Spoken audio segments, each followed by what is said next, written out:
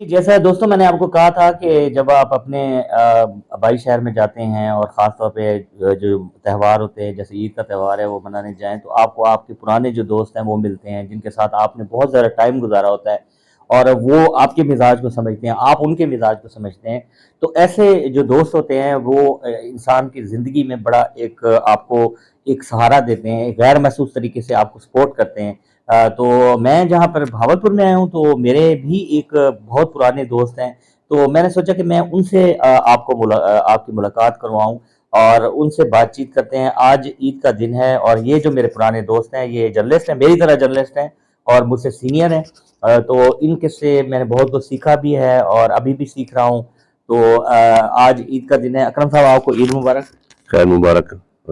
अच्छा अकरम साहब आप ये बताएं कि आज ईद का दिन है तो कैसा गुजर रहा है? क्या क्या किया? सुबह उठ के सबसे पहला काम क्या किया था?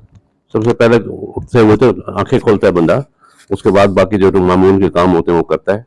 आज मैंने भी उसी तरीके से सुबह शुरू किया अपनी ज़िंदगी का। और त्यौहार जो है मतलब है बहुत अहम होते हैं इस लिहाज से, मतलब है दोस्तों से मिलना जुलना। आपसे भी खुशकिस्मती है कि इस्लामाबाद से यहाँ की मुलाकात हो गई, मुझे वहाँ नहीं जाना पड़ा। अच्छा सबसे पहले आप आंखें खोलते हैं और आंखें खोलने के बाद फिर आपने क्या किया? फिर सोचते हैं कि भाई कोई इस तरह की नहुसत वगैरह ना हो जाए कि भाई अपनी शक्ल देख ली, मतलब है। आज ऐसा कोई हादसा तो नहीं हुआ? नहीं, ऐसा कभी नहीं हुआ। अच्छा आज यानी इसका मतलब आज अपने आपने आईना नहीं देखा? आईना नहीं देखा, इसी बचत हो गई ना। तो आपके आईना न देखने से लोग भी परेशान हो रहे हैं, लोग सोच रहे हैं कि यार देखिए इसके बाल उड़े उड़े हैं, ना इसने कंघी की है और मकसद है कि उसका क्या होगा? वो फिर अपनी अपनी नहुसत होती है ना, जिसको नजर आती है बंदे को। अच्छा आपको सारा जो है नहुसत ही नजर आ रही है। अच्छा बड़ी अच्छी अच्छी बातें कर रहे हैं अकरम साहब। अकरम साहब ना बड़े विटी है, बड़ा इनके इनके अंदर ना बड़ा वो है कि जिसको क्या कहते हैं कि थोड़ा लाइट करते हैं माहौल को, तो अच्छा करते हैं। आज भी इन्होंने ईद का दिन है तो आज तो जरा और ही मकसद है ये थोड़ा खुले हुए हैं, जरा ईद के दिन तो और भी बंदा खुल जाता है। तो अच्छा ये बताएं कि ये जो ईद होती है इस पे मकसद है कि क्या कहेंगे, किस तरह से लोगों को मनानी चाहिए, क्या करना चाहिए, ईद का कंसेप्ट क्या है? देखें, त्यौहार जो है मतलब है ये खुशी मनाने के लिए होते हैं और इंसानी ज़िंदगी में त्योहारों की बहुत बड़ी अहमियत है। इसलिए कि ईद ईद हो या कोई और त्यौहार हो, उसमें हमें अपने दोस्तों के साथ मिलना चाहिए, अपने अजीज रिश्तेदारों के साथ मिलना चाहिए, जो भी अपने आप के प्यारे हैं मतलब उनके साथ तजदीद मुलाकात करनी चाहिए, उनका हाल अहवाल भी जाने ताकि आपको पता हो कि आपके दोस्त, आपके साथी, जो आपके रिश्तेदार किस हाल में है। मैं समझता हूँ कि त्यौहार को मनाने के लिए दूसरों को भी अपनी खुशियों में शरीक करें तो त्यौहार ज़्यादा अच्छा तरीके से मनाया जा सकता है। हाँ, ये बहुत अच्छी बात की है कि ये जो ईद का कंसेप्ट है यानी जितने भी त्योहार हैं, मज़हबी त्योहार हैं, उसमें यही एक कंसेप्ट है। जैसा कि मैंने पहले व्लॉग में भी कहा था कि ये जो ईद नमाज़ है, इसका कंसेप्ट भी यही है कि सारे लोग मिलें। यानी हम लोग चूँकि बहुत ज़्यादा मसरूफ़ होते हैं, हमें अपने हमसायों तक को मिलने का टाइम नहीं मिलता, तो ये एक मौका होता है कि आपको अपने इलाके के लोग भी मिलते हैं, हमसाये भी मिलते हैं, अपने शहर के लोग भी मिलते हैं। तो आपका जो मेल-जोल है, वो बहुत ज़्यादा ज़रूरी है।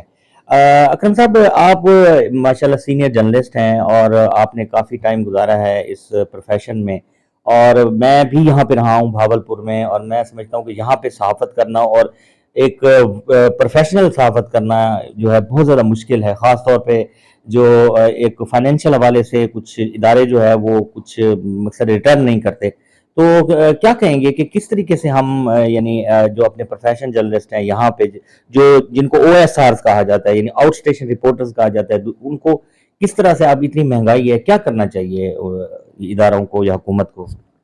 देखिए, ये एक बड़ा संगीन मसला है जिसकी आपने निशानदेही की है। मैं समझता हूँ कि हम जो फील्ड रिपोर्टर्स हैं या जो मुख्तलिफ ओएसआर हैं, उन वो जो अपना काम करते हैं उसमें वो इस सोसाइटी की मुनाफकर का शिकार हैं कि सोसाइटी जो है उनसे अपने काम तो लेती है, मतलब है सहाफ़त को चौथा सतून कहा जाता है रियासत का, लेकिन उसको उतनी अहमियत नहीं दी जाती जितनी देनी चाहिए। और इसमें ख़ास तौर पर मैं समझता हूँ कि जो जितनी भी सहाफ़त पाकिस्तान में हो रही है, ये दुनिया में कहीं होती है, तो वो फील्ड रिपोर्टर बेसिकली डिपेंड करती है, क्योंकि उसने बुनियादी मालूमात उसने देनी होती हैं। उसके बाद बैठ के अपने ठंडे स्टूडियोज में जो मर्जी बात करते रहें, लेकिन फील्ड रिपोर्टर ही पहले सबसे बातचीत को शुरू करता है और उसको फिर ख़त्म करता है। लेकिन उनको उनका सिला मतलब है जायज़ हद तक भी देने को तैयार नहीं है। मैं बल्कि ये कहूँगा कि जो कवानीन मौजूद हैं उन पे अमल दरामद भी नहीं किया जाता। अगर मैं समझता हूँ कि मिनिमम वेजेस के कानून पे ही अमल दरामद कर दिया है तो फील्ड रिपोर्टर को मतलब अच्छी खासी पैसे मिल सकते हैं। लेकिन मुख्तलिफ इदारों का जो गठजोड़ है वो मतलब फील्ड रिपोर्टर के लिए मतलब मुसीबत बना हुआ है और उनके लिए कोई आसानी पैदा करने के बजाय मुश्किलात पैदा करते हैं।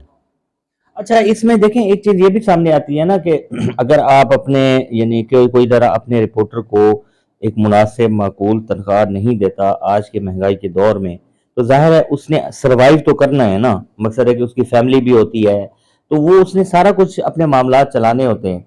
तो ये एक इस्तलाह जो है वो हमारे सामने आती है जिसे हम येलो जर्नलिज्म कहते हैं या ज़र्द सहाफ़त कहते हैं।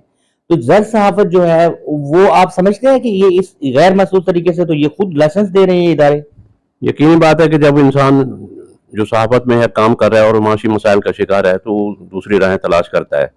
लेकिन उसके बावजूद मैं समझता हूँ कि जो जर्नलिस्ट हैं वो येलो जर्नलिज्म की तरफ कम जाते हैं, वो मुतबादल अपने ढूंढने की कोशिश करते हैं। मसला आजकल जो है ऑनलाइन काम इतना है कि मैं अगर लोग इसमें हिस्सा लें, डिजिटल मतलब जर्नलिज्म करें, इन्वेस्टिगेटिव रिपोर्टिंग में आएँ तो उनको मेरे ख्याल इतने पैसे मिल सकते हैं जो उनको यहाँ मतलब कभी तसव्वुर भी नहीं कर सकते। तो हमें अपनी स्किल को बढ़ाना चाहिए और हमें जदीद टेक्नोलॉजी को इस्तेमाल करना चाहिए। अब सहाफ़त जो बियॉन्ड दी बाउंड्रीज है, मतलब आप सिर्फ अपने मकामी सतह पे नहीं कर सकते। फिर ये है कि आप अपने इलाके में एजुकेशन है, सेहत है, कल्चर है, इसको प्रमोट करने के लिए आप आर्टिकल लिखें, चीज़ें दें, तो दुनिया में इसकी पजीराई होती है और वो दुनिया में कोई काम मुफ्त नहीं होता, मतलब वो पैसे देते हैं मतलब है। मैं समझता हूँ कि जो OSR हैं या फील्ड में रिपोर्टर जो हैं उनको इस तरफ भी तवज्जो देनी चाहिए कि ऑनलाइन काम करें, उनको मतलब इंशाल्लाह बहुत से पैसे मिल सकते हैं जिनको मकामी सतह पे काम करने की ज़रूरत भी नहीं पेश आएगी। अच्छा, चलें ये तो हमने जर्नलिज्म के हवाले से बात कर ली और हम आते हैं फिर ईद के दिन पे, क्योंकि आज ईद का दिन है। अकरम साहब, आज आप अपने बच्चों को जो है वो ईदी देकर आए हैं या अभी निकल के आ गए मेरे पास? मैंने जी ईदी उनको पेश की है, बल्कि वो देने से पहले ही मांगने लग जाते हैं और अपने रेट भी मुकर्रर कर देते हैं। अगर मैं सोच रहा था कि भाई मैं 100 रुपया दे के जान छुड़ाऊंगा तो उन्होंने कहा जी 1000 रुपया हमें दे दें, मतलब है कि हमसाये का बच्चा है तो उसने भी कहा जी 500 रुपये मुझे दे दें, मुझे देने पड़े, बच्चों को तो इनकार नहीं किया जा सकता। अच्छा, इसका मतलब यह है कि जैसे महंगाई का रेट बढ़ गया है, ईदी का रेट भी बढ़ गया है। हाँ, लेकिन आमदन का रेट नहीं बढ़ा ना। हाँ, ये असल बात है कि जो आमदन का रेट है वो अगर बढ़ भी जाए तो फिर उसमें यह है कि आपको लगता तो है कि बढ़ गया है, लेकिन यह है कि जितने उससे महंगाई बढ़ गई है तो वो फिर वहीं पे बात वहीं पे आके रुकती है। तो आप ये बताएं कि यानी ईद के दिन खास तौर पे आपका क्या दिल करता है खाने के लिए? एक तो सेवइयां होती हैं और यानी ज्यादा मीठा पसंद करते हैं या आपका दिल करता है अब जैसे ये शामी भी आप मेरे लिए बतौर खास लाएं, ये बाद में हम दिखाएंगे, और ये साथ में मीठा भी है, इन दोनों में से अगर चॉइस करना पड़े तो आप किसको करेंगे? वो ये है कि नमकीन की आड़ में मीठा खा लेता हूँ, मीठे की आड़ में नमकीन खा लेता हूँ, दोनों चीजें मतलब मुझे पसंद है। ये तो आपने वो बात कर दी ना कि एक बंदे ने पेप्सी की बोतल पी और उसने कहा इसे हजम करने के लिए मुझे 7 अप पीनी पड़ेगी। वो कुछ ऐसी बात है? बस कारीगर हर जगह मौजूद है ना। यानी वो आपके स्कूल ऑफ थॉट से लगता था?